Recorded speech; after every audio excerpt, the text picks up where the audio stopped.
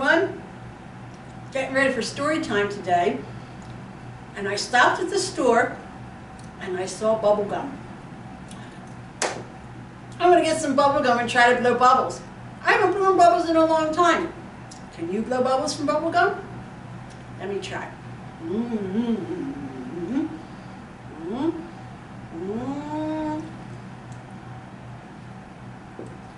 Ah, it's a little one. But when I was a kid, I could blow bubbles this big.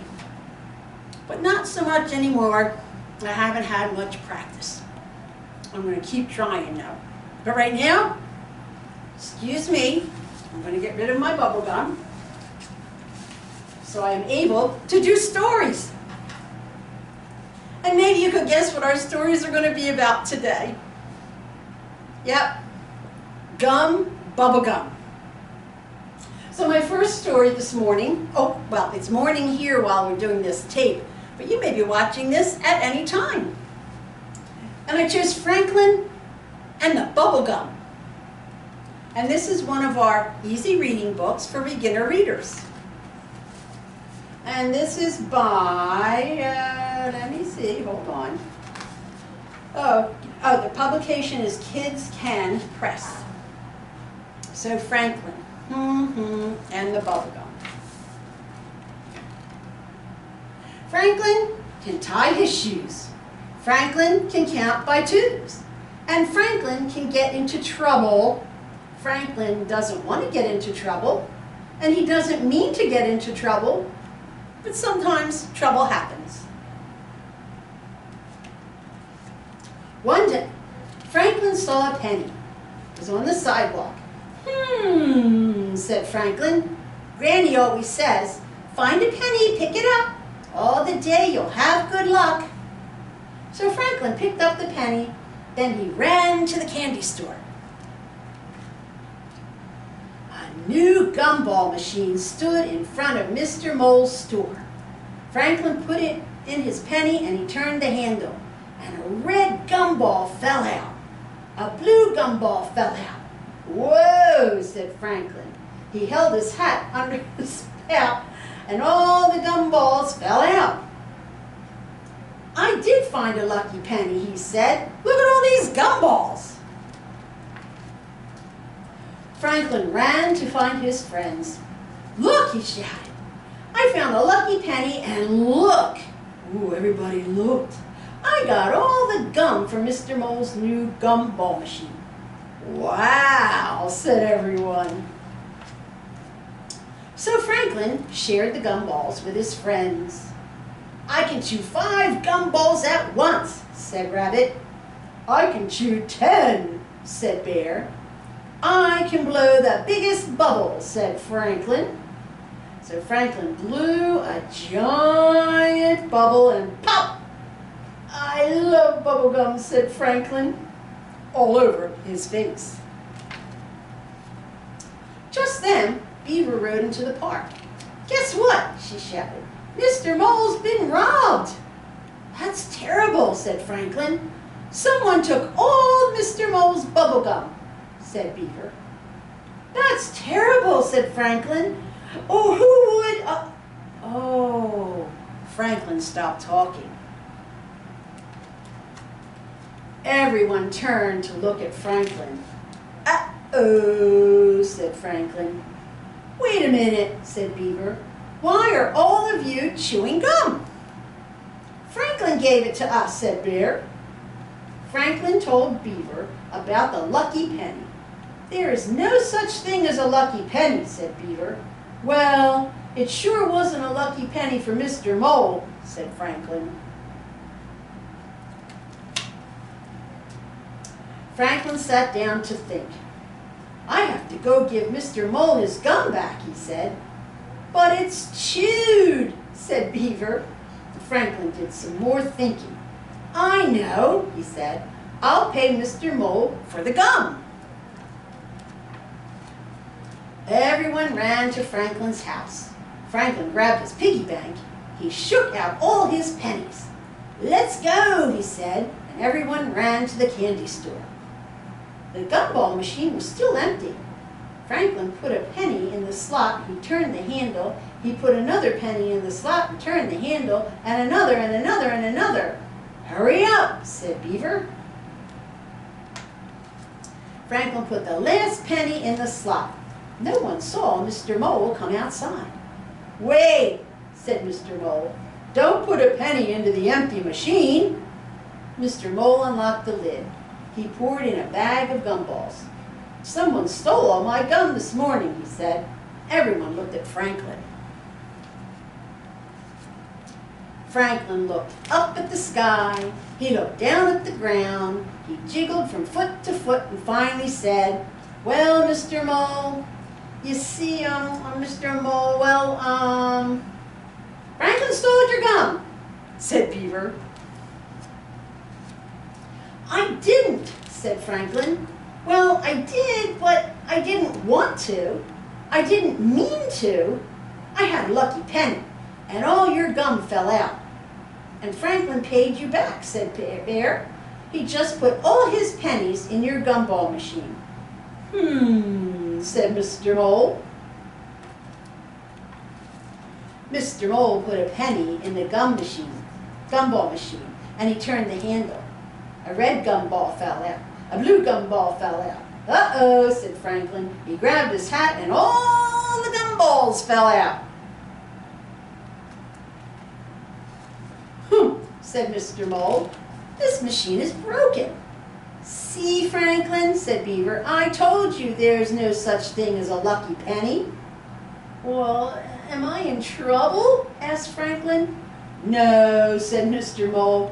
"You were very honest about the honest mistake." Franklin nodded. "So thank you," said Mr. Mole. "You may keep all the bubble gum." "Ooh, I love bubble gum," said Franklin. "See, Beaver," said Franklin, "I told you it was a lucky penny." Yeah, so he got to have the bubble gum after all. Have you ever seen those gum machines? They're pretty cool. So the other story I have, and this one is real on account of the gum. It's written and illustrated by Adam Rex, and the publisher is Chronicle Books. What happens when you get gum stuck in your hair? Has that ever happened to you? Ooh, what a mess that could be.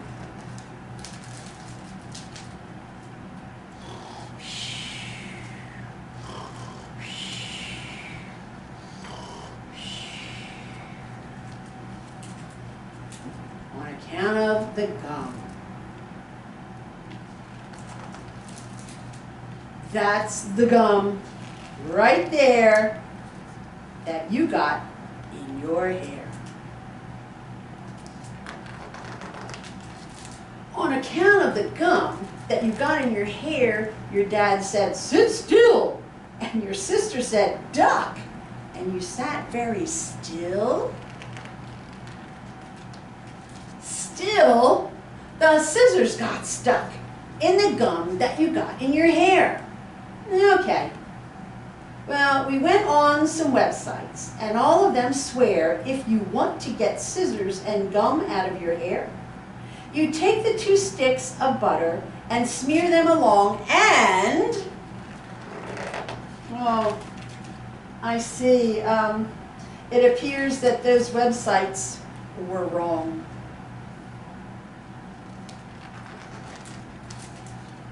Don't give me that look. Your aunt said she knew how to get the gum out from this tip in a book she was reading about in the paper or something, she couldn't say where. The point is, that's why you have grass in your hair.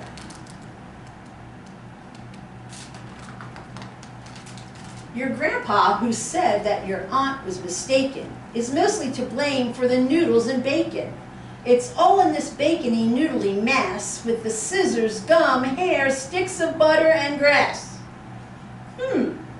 Well, your rabbit eats grass. Now, because of the grass that you got in your hair, I assume that your rabbit could help us in there. But your rabbit just sat like it thinks it's a hat. So I thought, It'll leave if I bring in the cat. I prepared to admit I was wrong about that. Oh, I know what to do though. It's a little bit mean, but the cat always gets really scared when I clean. Just watch. She'll run off and hide under the bed if the vacuum comes anywhere close to the head. Wait, no. I was thinking of my old cat.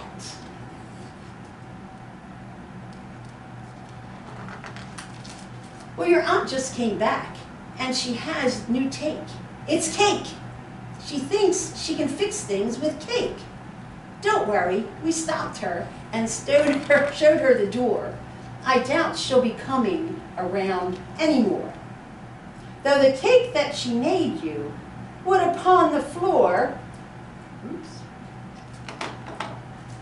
That reminds me, happy birthday!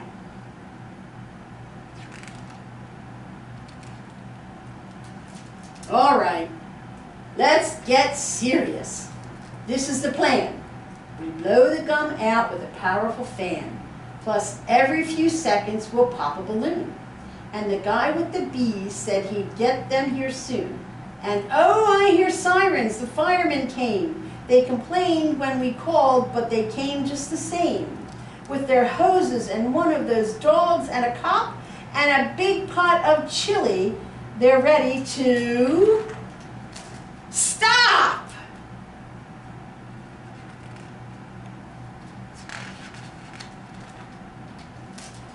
Get out, please.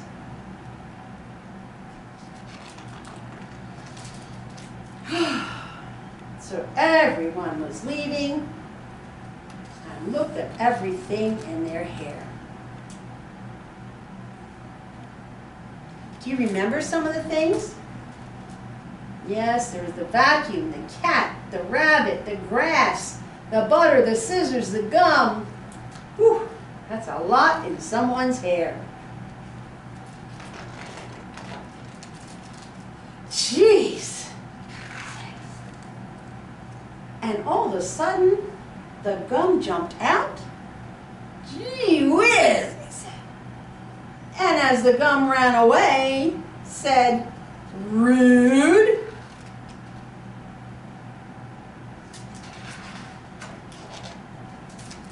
So that's the solution. Well, what do you know? Too bad about all of the rest of it, though. The rest of the stuff that's still stuck in your hair. Whoop! Now wait, your aunt is all stuck in there. Oh no! How did that happen?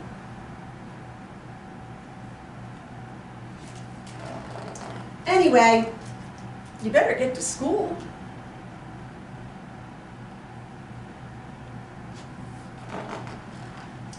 Because otherwise, you're going to miss picture day.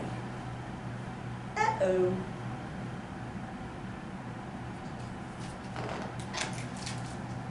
On account of the gum. Oops. The end. Now that was one silly, silly story about getting gum in your hair. Yeah, when my kids got gum in their hair, I used peanut butter, I would rub, and then I was able to get the gum out. When I was little and I got gum in my hair, it was down here, and my mom just snipped it out. I think you can also use ice cubes to get gum out of your hair. There's probably many ways. I can't see that all of these ways would be of any help. And here's a little comic on the back. When you used to get bubble gum, there would be a little comic strip in the package. And the bubble gum was very little. And this one says, Johnny Bubble and his pals. Aw, gee. What's wrong, Tex? My pet rabbit ate my book report. What'll I tell my teacher? Shucks. That's an easy one. What? Just say you're having a bad hair day. Oh, silly, silly, silly little comics you would find in the bubblegum packs. But I don't think that's happening anymore, and that's a shame because it was always fun to get a comic inside your little bubblegum. Now, if you remember in the book about Franklin, there was a gumball machine. That's what our take and make is going to be this time, a gumball machine. So in the take and make, you're going to have all little gumballs and this page that you can color however you'd like to color it. And actually, when you look in all the little dots, look and you'll see one that looks like a penny, 1 cent, because that's what Franklin put in the gumball machine. Now I decided to, well, not me, actually, Miss Nancy made this for me, and she decided to have a penny going in and just 1 gumball came out. You could make however you'd like. You could have 1 gumball come out, or like Franklin, you could put all your gumballs all over because they fell out. So there's the take and make. You can pick it up here at the library, or you can ask Mom or Dad to call and make arrangements to pick one up. That take and make.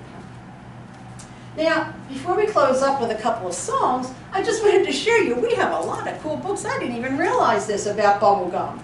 This one here is a really big tale, Bobby Biggie Bubble, Art and Story by John Rush. So it's all kinds of art and different stories and different things about this little crazy guy and bubblegum, Bobby's biggest bubble.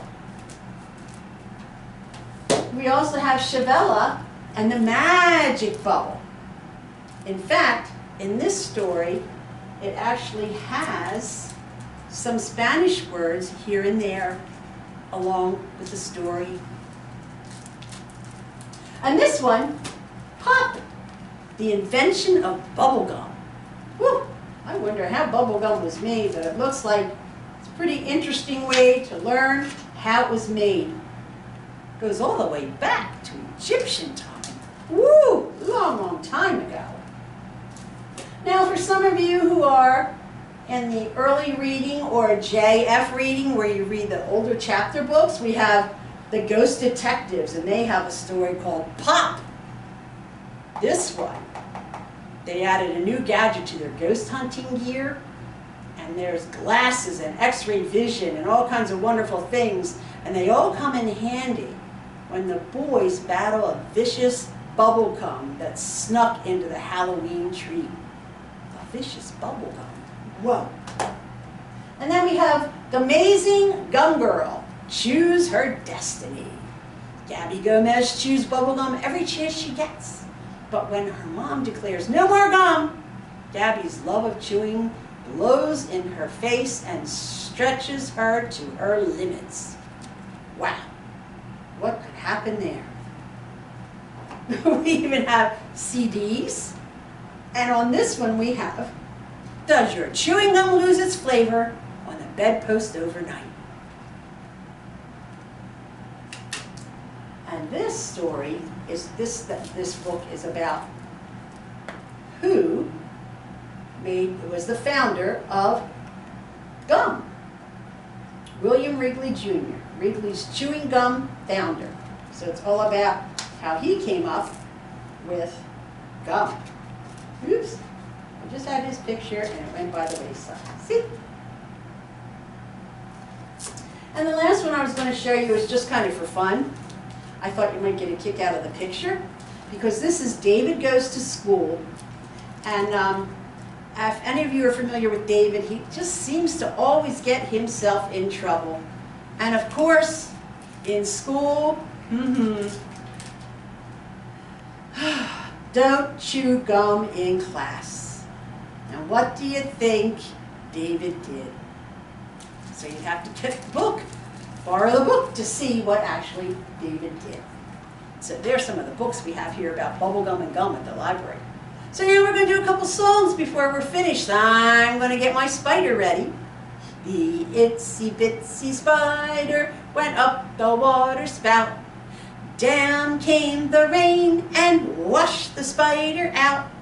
Out came the sun and and dried up all the rain, and the itsy bitsy spider went up the spout again. Oh, very nice. I always like that song. In fact, yesterday, again, I saw another spider. I was working in my garden, and he went across the sidewalk, and he was about this big. He had a lot of long legs, but he scurried really fast, so I was glad he moved the other way. He probably wouldn't hurt me, but I couldn't be sure. Then I saw another one.